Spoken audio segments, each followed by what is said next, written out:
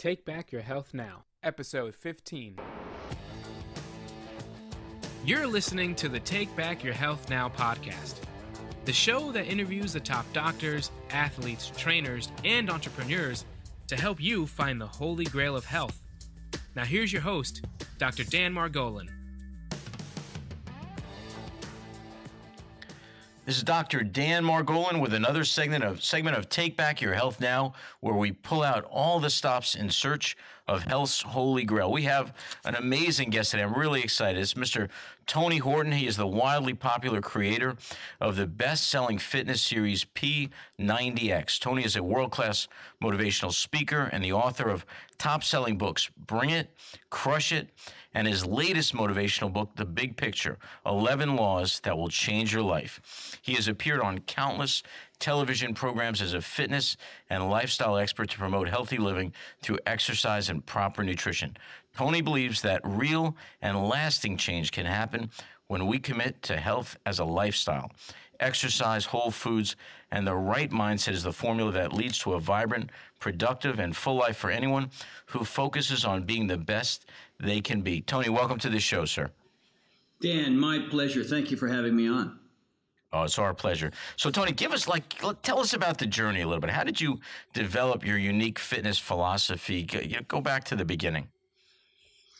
Well, when I grew up in New England, Connecticut, Rhode Island, I was not a great athlete. I was a C- student. I had a speech impediment called cluttering. I was an Army brat. We moved 6 times before 5th grade. So the whole thing was a blur, really, and very confusing and frustrating. And my dad was a great athlete as a kid, but he didn't want to push me like his father pushed him. So I was sort of left for on my own devices. And I played tennis and I skied and I was on the football team, but I didn't really ever play. I was a third stringer.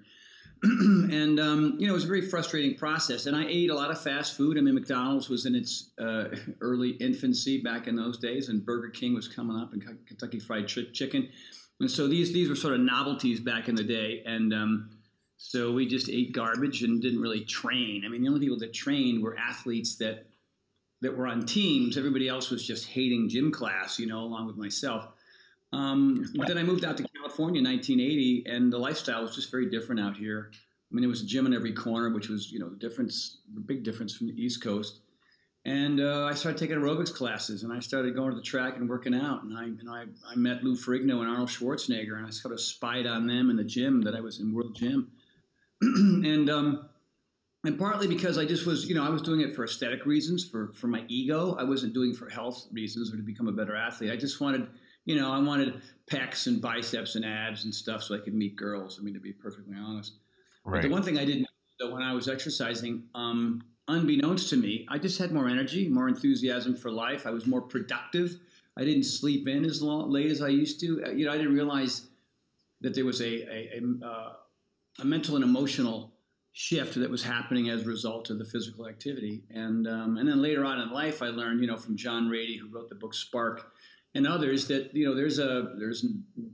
as a doc, you realize that there's norepinephrine, dopamine, serotonin, brain-derived neurotropic factor, all these things, these molecules and proteins that sort of, collide inside of your brain, inside your temporal lobe, inside your hippocampus, that just changes your outlook, And for me, it became as much about the mental and emotional later in life, especially now that I'm 58.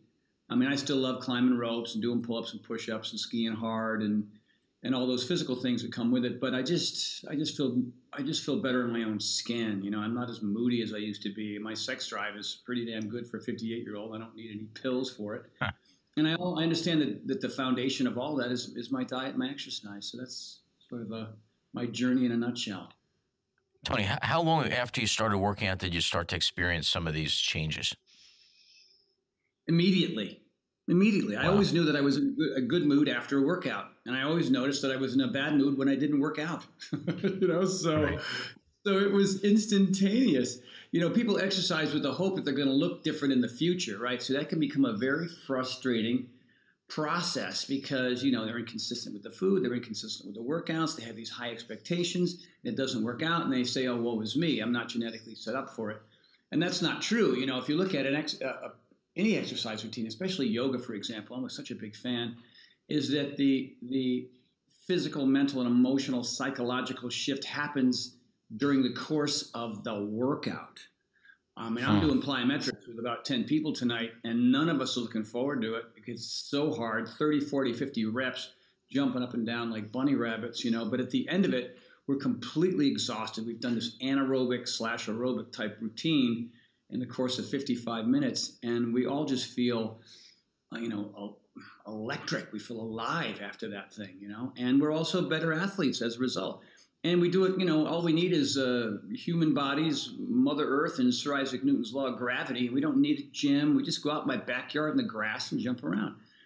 And that's the training I do to go to ski hard. I mean, I do double black diamonds. I jump off of cliffs. I heli ski. And I haven't lifted weights with my legs in decades.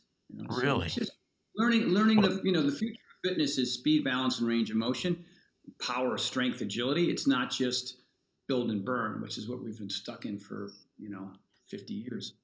Now, let me ask you, Tony, you said before you worked out with Lou Ferrigno and Arnold Schwarzenegger and stuff. Now, their concept is probably a little bit different than that, or maybe it's not.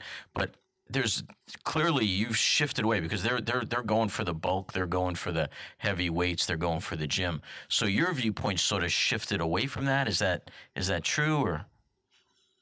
It's shifted away to some degree.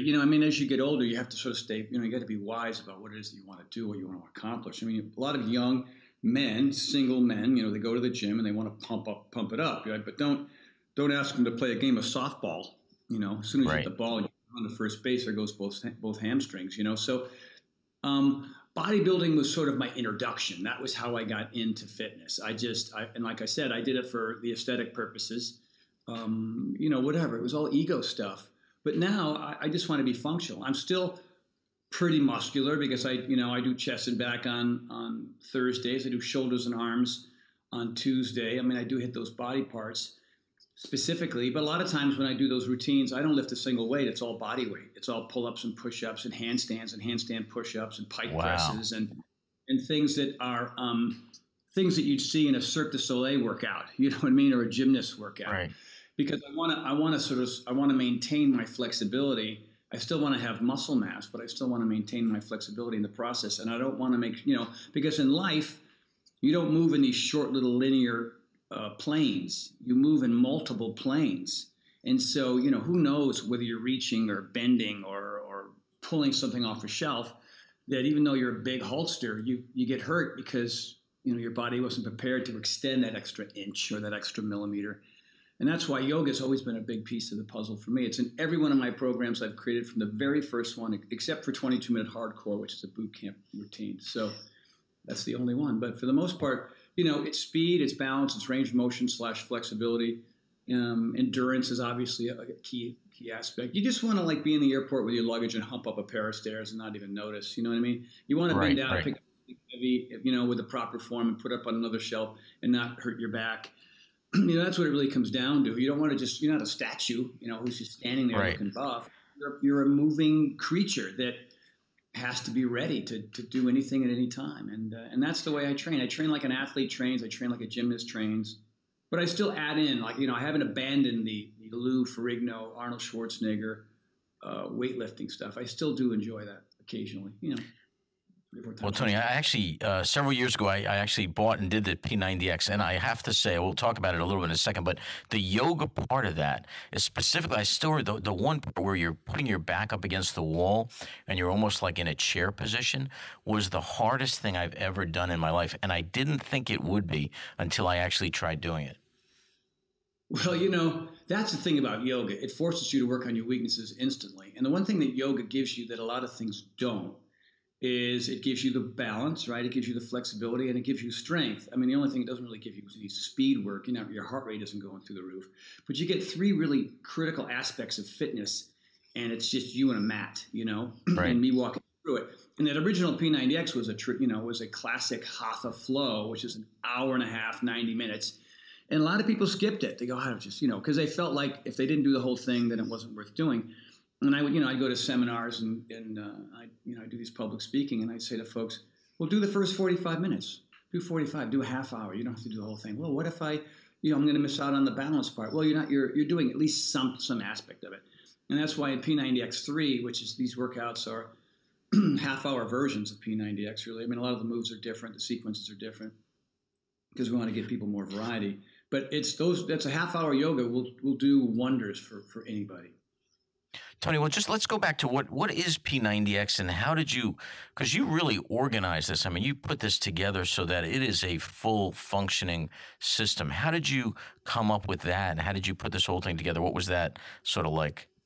Well, it stemmed from my personal training days. You know, I mean, I had Tom Petty, Billy Idol, Annie Lennox from the Eurythmics, Stevie Nicks, Stephen Stills, Bruce Springsteen, Usher, Ewan McGregor.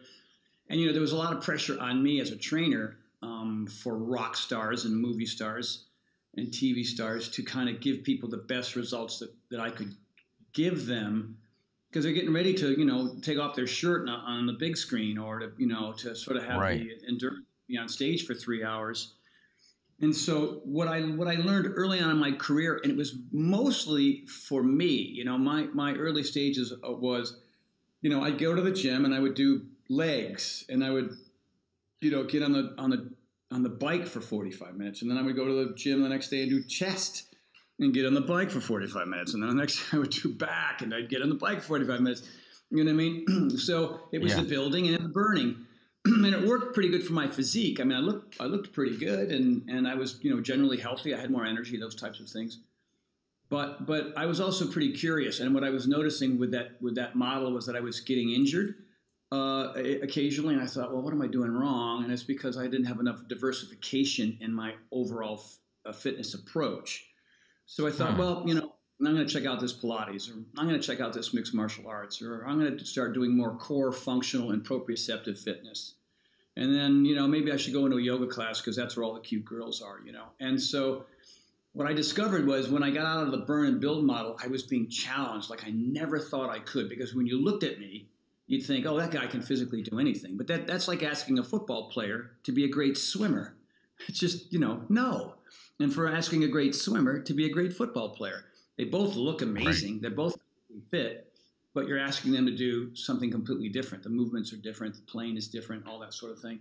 You know, that's why triathletes are pretty impressive, or rock climbers are pretty impressive, you know. But still, you couldn't even ask a rock climber to play, you know, college basketball. It just would be impossible for that person. Right. So I discovered that if you're a jack of all trades and a master of none, then you're going to have a more well-rounded ability to be able to get crazy fit, to really kind of get to the next level, to bust up through those plateaus. And so that's why P90X, which was originally going to be 6 different workouts, after some research, I said, no, man, we need to get a yoga specific, and we need to get a ABRAPER X specific, and we need to get, you know, like a chest and back, a leg and back day, which was like, you know, let's work our entire body in a resistance mode. And so it just sort of made sense, partly because my clients at that time demanded great results in a short period of time, and variety was the one way for me to get there. And I would also think that with variety, your body's having a hard time adapting to it, so it doesn't get used to it. So you make faster gains. Is that true? Exactly right. It's making sure that you know, you're working on your weaknesses as much or more so than your strengths, because everybody gravitates to the thing they're pretty good at already, or the thing they've been practicing for a bunch of years. But it's scary for people, especially if they're really working hard and they're training often, to break that pattern. I got a friend of mine right now. He's 50-something. He loves being a big guy. He's, you know, that's his thing. And now he's torn his triceps muscle, and he's injured all the time. And I said, hey, look, you know, I said, you gotta make some changes in your life. And he's just afraid of, you know, I said, it's time to be lean and mean and flexible. And the days of being bulky like you're playing high school football are over. And that is a hard transition for dudes especially to make. And for women, quite often, the transition to doing push-ups and pull-ups and doing more resistance work, that's a little bit more difficult for them. But the people that have the courage to do it are the ones that get the best results, and that's what P90X is. I mean, Tony, let me ask you, as we age, like you tend to see these injuries, like back injuries. Do you think that's it? Do you think that part of it is that we've allowed some of those muscles to atrophy, maybe put more concentration on other ones, but have not had that sort of full-rounded approach to it? I would say so. I mean, you know, you have to look at every case. I mean, sometimes it's just genetics, or, and who knows, there's a myriad of reasons why somebody gets hurt on one day and they didn't the day before. That could be lack of sleep, poor hydration, too much stress, barometric pressure, biorhythms. There's a collection of things that are happening to us on any given day. I think if your stress is under control, people don't really talk about stress so much, and then a lot of folks don't even know that they're under stress. They're just, it's like the frog in the frying pan. They're constantly under pressure. There's work things, there's traffic, there's family stuff, there's financial issues, and it creates this sort of internal angst that, it's about cortisol, and it's about, your adrenal glands and all these different things that you think you're doing everything right, but you're getting, 6.5 hours of crappy sleep.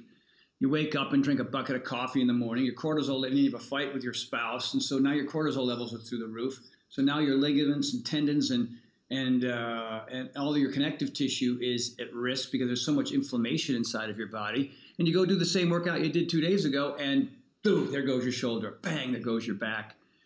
And Wow. a lot of it has to do with a lot of it, and we don't realize that. We don't equate one with the other, but, the science will show you that it's all true. Like 8 hours of rock star sleep and tons of water all day and stress management, throughout your life, and plenty of yoga, and add some meditation, and you're just less susceptible to getting hurt, as opposed to people who are, they think they're doing pretty well, and they're going to the gym 3 or 4 times a week, but they're stressed out, and they're sleep deprived, and they're dehydrated, and oops, there it goes. So, I talk about that in the big picture.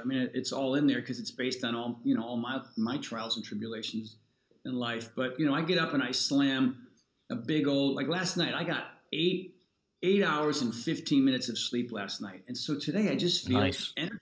I feel good. I feel ready to go. My shoulder, which gives me issues, feels pretty good. I have a plantar fasciitis in my left foot. It's never felt better. I'm still learning those same lessons. Some nights I get 6.5 and I think, what am I doing? Sleep is huge. The one thing that requires you to do almost nothing can solve a lot of your problems, man. And that's just, turning off the tube, turning off your laptop, getting off your phone, and getting to bed on time so that you get your 8 hours. And having Tony, is 8 hours the ideal amount? Like as you age, do you require more than that, or what's the ideal?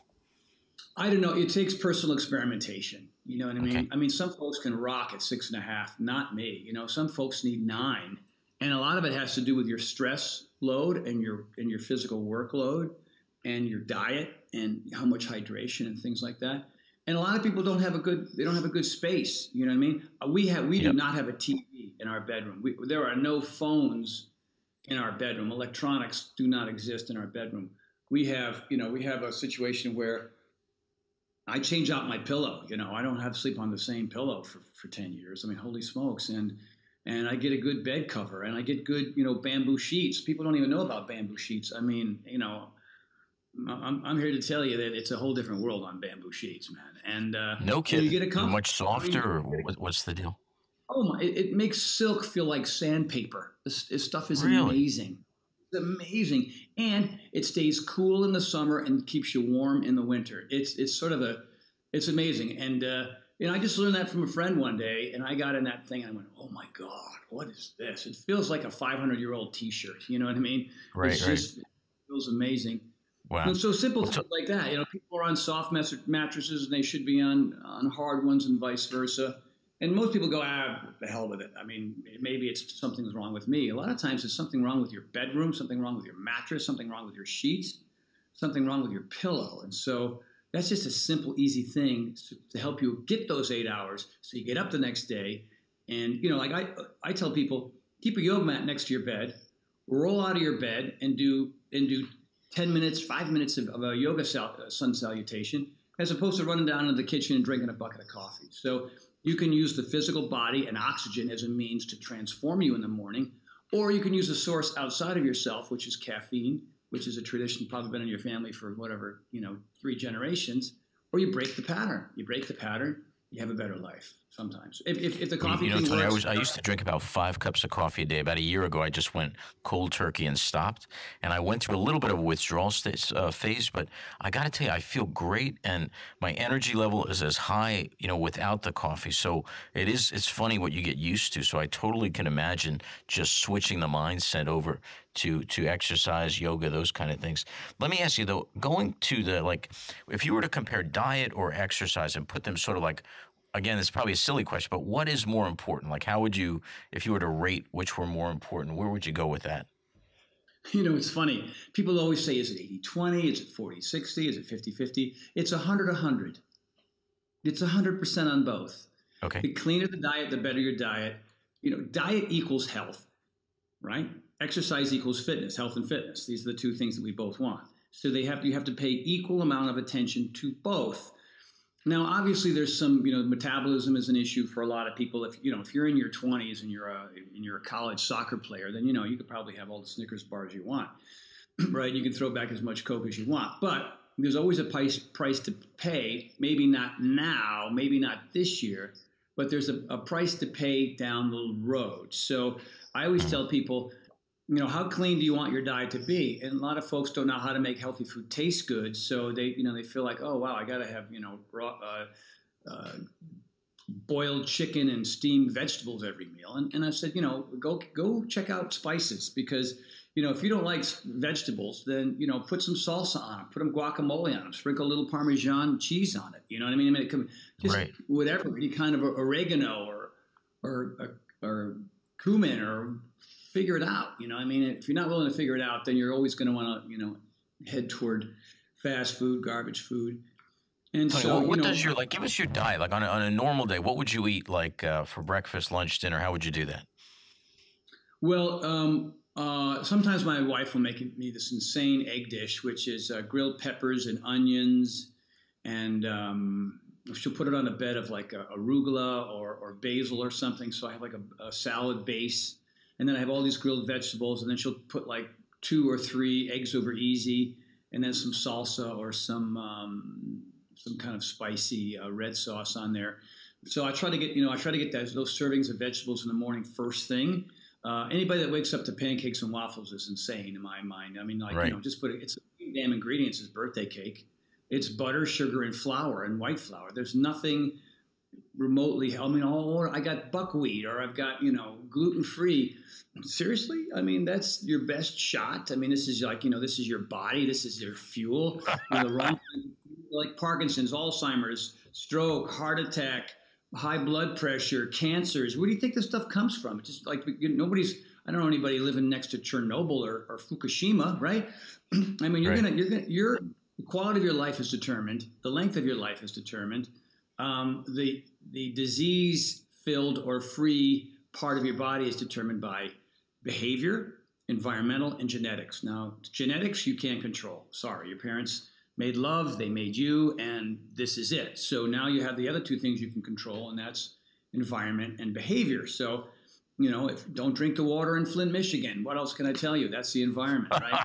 And everything else is determined by your level of discipline and how you control your 2 hands and your mouth. And so, you know, the other breakfast I'll have is frozen blueberries, some raw cashews, some ice cubes, a couple scoops of either whey or rice or vegan protein powder, depending. I'll just kind of mix that up. I don't want to stick to any kind of pattern.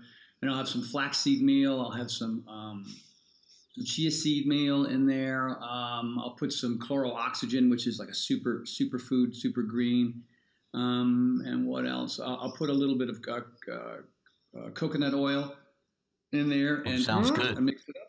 And it's you know, I mean, it's not super sweet or anything. So if you're looking for something, you know, super sweet, then if you want more, then you throw a half a banana in there, right? And that'll change it. But I just try to keep the sugar down. I mean, if I read one more thing about how sugar can lead to, you know, 15 kinds of cancer, I cut out desserts almost 2 years ago, and it changed everything for me. It was a total game changer. And I was You cut out all desserts, sir? all desserts. No, all desserts. Like every once in a while, I'll have a cookie, or if there's a half a slice of key lime pie. But for me, I would have some sweet thing after lunch. I have some sweet thing after dinner, and that was day after day, week after week, month after month, year after year. And so now I have that maybe once or twice a month at the most. And I've lost my taste for chocolate, which was my favorite thing in the world. My favorite foods as a kid was chocolate and burnt toast. I mean, yikes. Sure. So I don't even have we don't even have bread in the house. You know, pasta is a treat, and I'm an Italian, right? So we get gluten-free pasta, and that's just every once in a while. And so it's vegetables, and I don't go crazy with the meat. You know, I mean, you got folks who love paleo and people that are loving vegan, and I'm writing a new book. The working title is Nourish, but I think it's taken. So it's just telling people about my journey. I was a vegan. I was a vegetarian. I did the paleo thing for a while. And now I just eat as much healthy food as my great-great-great-grandparents would recognize. And it's not Red Bull and Doritos. You know, it's not cereal in the morning. It's not pancakes. It's not Dr. Pepper. It's not French fries. It's not all the things that cause the problems, right? So that's the first half of the equation. And that, in my opinion, that is critical. You are what you eat. Jack LaLanne said it decades ago. On the fitness thing, 5 days minimum. 5 days minimum. Because 4 means you're barely clinging on to the possibility of getting any kind of real results. 3 days a week, don't even bother. You're going to it's like throwing yourself down a set of stairs. You're going to be sore, but you're not going to see any real dramatic change. Right? I mean, show up to work 3 days a week. Brush your teeth 3 days a week. You know what I mean? Right. No commitment. Nights a week of decent sleep. Your life's going to be a living hell. So, we do all these other things consistently, so that we can survive the earth. Well, I want people to thrive. So if you want to thrive, you got to eat really well all the time, and you have to exercise 5 to 7 days a week for the rest of your life. Now, by the way, for a lot of people, that feels like it's impossible. But if you believe it to be true and you want to live the lifestyle that I live, because I'm no anomaly, I'm no athlete. I mean, I'm a C- student with a speech impediment that was picked last for every team except for dodgeball. Okay, so if I can do it, you can do it. The transition's hard. It always has been. That's the reason why second grade follows first grade, and third grade follows second grade. You don't go from third grade to grad school. You know what I mean? There's a process here, and it takes some time. And your job is to figure out, get your tribe, get the people in your life that want to do this with you. And so, with numbers, there's success. Have a plan, write it down in advance.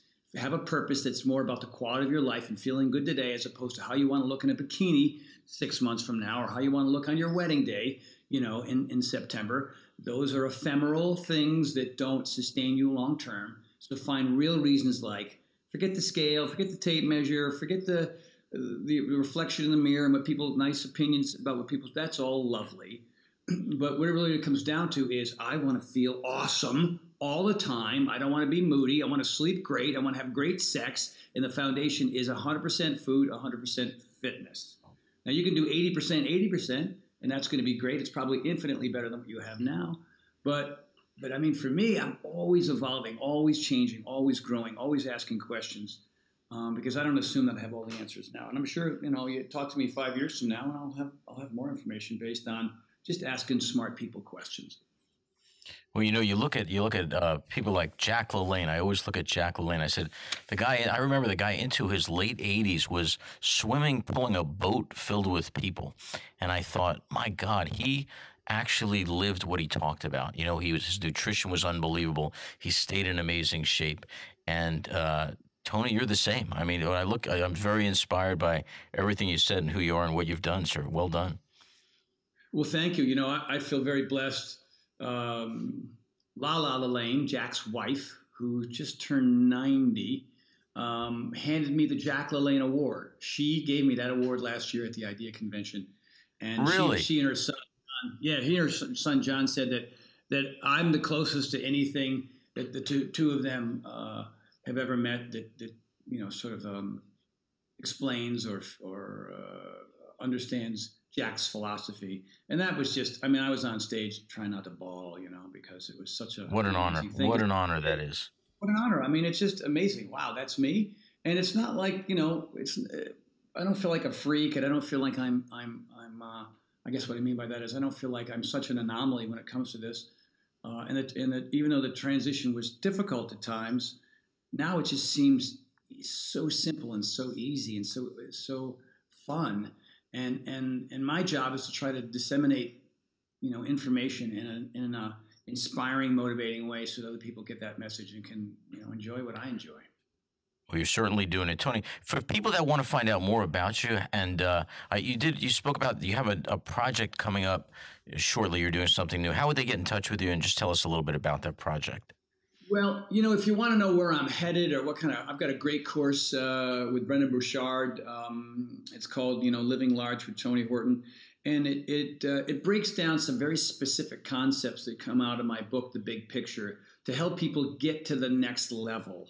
Whether it be financial or physical, mental, emotional, spiritually, it's just sort of, there are these basic disciplines. I mean, the big picture, the 11 laws that will change your life. These were the 11 things that I discovered along the way based on a lot of the personal development that I was doing in my 20s, 30s, and early 40s with Deepak Chopra and Andrew Weil and Gary Zukav and Tony Robbins and Don Miguel Ruiz. I was such a searcher as a kid because I was so unhappy all the time, right? So I would take little pieces and nuggets, and I created my own philosophy, and it's in the Living Large course.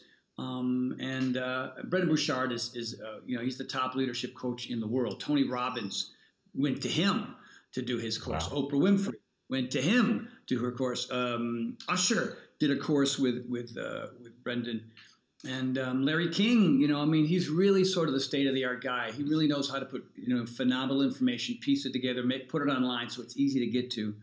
So that course is a big deal. I hear you and I have a short conversation in 30 minutes, but if you want really the soup to nuts philosophy of 35 years of doing this stuff, check it out. It's on TonyHortonLife.com. Also, all my events, if you want to come see me in a live event, I actually have if you're a skier or a snowboarder, February 8th to the 12th, you'll see online that we have a great yoga retreat. I talk about yoga so much.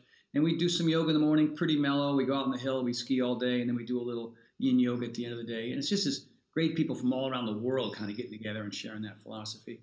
Also, my skin and hair care line, Tony Horton Care, really cool. We got five products from shaving cream to shampoo to body wash. I destroyed my skin out here in California when I first came out here. And so I work with Patrick Dockford, the CEO. I'm like, oh, it's sunny. Being tan is awesome. Well, I paid the price in my late 40s and early 50s. Right. So I came up with formulations that are a great mixture of both science and nature, just to help, improve the quality of your hair. It's all, Prop 65, whole food compliant stuff. It's just, there's so much garbage on the market, so many things that have crappy pH balance. And so, I sat and I talked to Patrick and I learned about these things and I went, oh, wow. So now my skin, along with I'm working on the outside along with the inside because I'm pushing 60, man. And I want to break the barrier. I don't want to go out like everybody else. And so this is one more project. So Tony Horton Life, that's the place to find me and find out what I'm doing. Tony, thank you so much. The listeners, I'll tell you, this is one of the best interviews I've done. I really appreciate you taking the time, sir. Well, Dr. Dan, I thank you for having me on, and hopefully some of the stuff that we've chatted about today will sink in and people will start to make some change, man. That's why you and I are in the business. I tell you, it's the best part of what we do. I'm sure it will. Thank you, sir. This episode is sponsored by New Jersey Foot and Ankle Center in Orodo, New Jersey. Remember, when you have a foot problem, you've got a foot doctor in the family. Weekend and evening appointments are available. Call us at 201-261-9445.